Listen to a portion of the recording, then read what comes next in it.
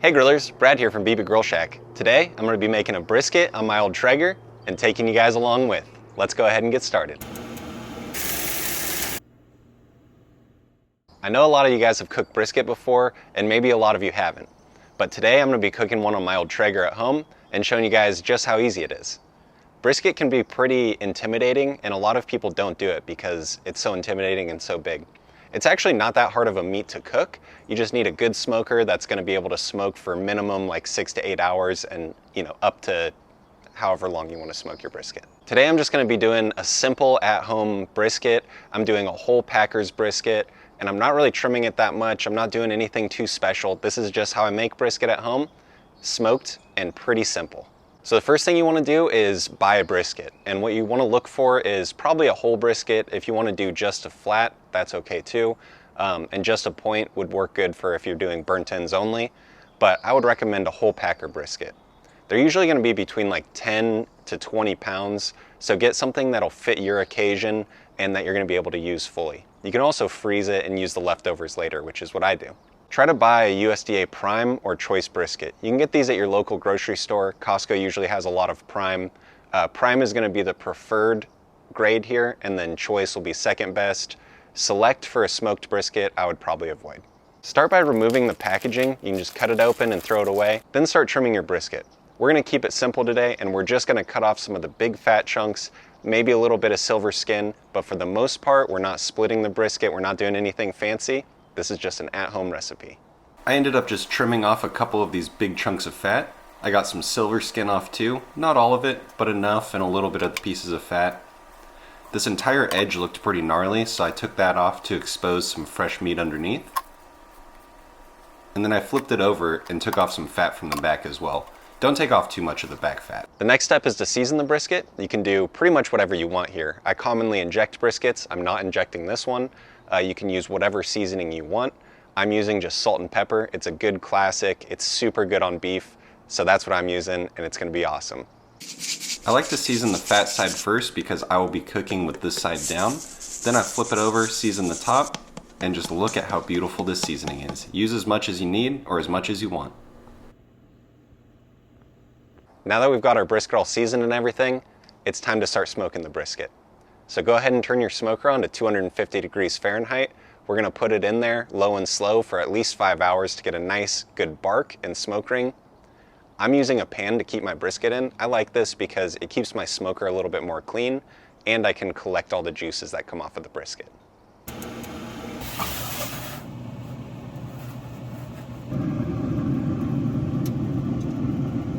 After about 2 hours, I went to go check on the bark and just sprayed the brisket with a little bit of water. This helps keep it hydrated and helps keep all of the edges from getting too burnt.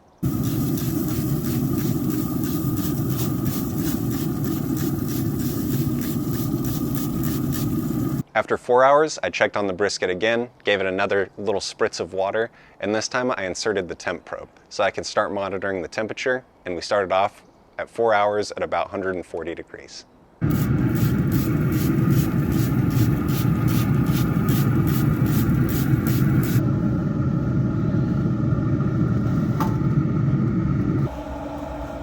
So after about 5 hours, I had a pretty good bark going, and also all of my crew was getting hungry in the next, 4 or 5 hours. So I went ahead and wrapped it so that I could finish this brisket off.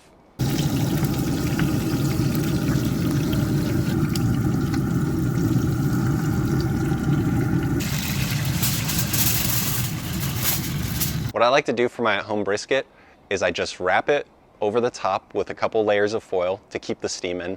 And I basically steam the brisket at this point, adding au jus, so that that'll mix with the fat and also steam the brisket a little bit. You have to be careful with this strategy because you can easily overdo the brisket if you take it too hot.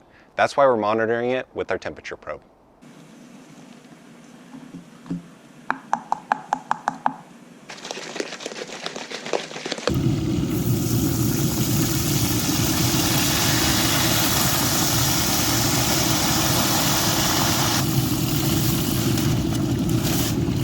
After I have the foil wrapped over the top of the pan, I'm just gonna go ahead and turn up my grill to 350 so it cooks a little bit faster.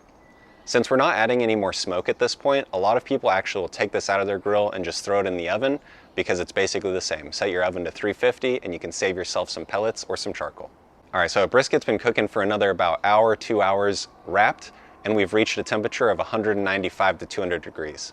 So what we're gonna do now is just start using our temp probe every 30 minutes to probe the meat until it feels soft enough. When you put it in originally, you're gonna notice there's a lot of resistance. What we're looking for is almost no resistance, but you don't want it to the point where the meat starts to break down.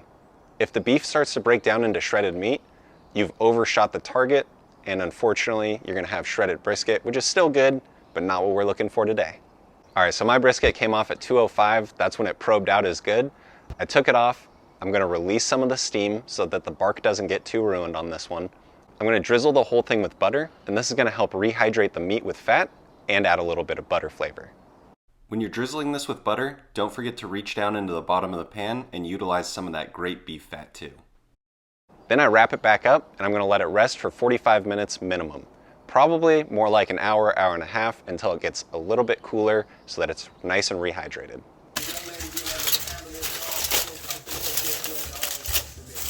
The brisket flat you're gonna cut into nice slices about 1/4 inch thick. These can be served as is, with sides, with bread, on a sandwich, however you want. After your brisket is rested, we're just gonna take it out, put it a little bit diagonally on the cutting board so we can cut 90 degrees against the grain, and then we're gonna start cutting slices. You can tell from the amount of steam on this one, I probably could have let it rest another 30 or so minutes so that it didn't dry out as much. Try to cut 1/4 to 1/2 inch thick slices, whatever your preference is though. This is your brisket, make it how you want it.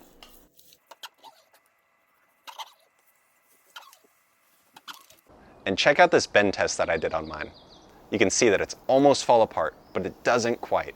That's exactly the texture we're looking for.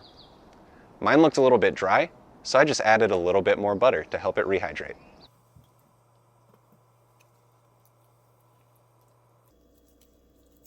The whole point you're gonna set aside.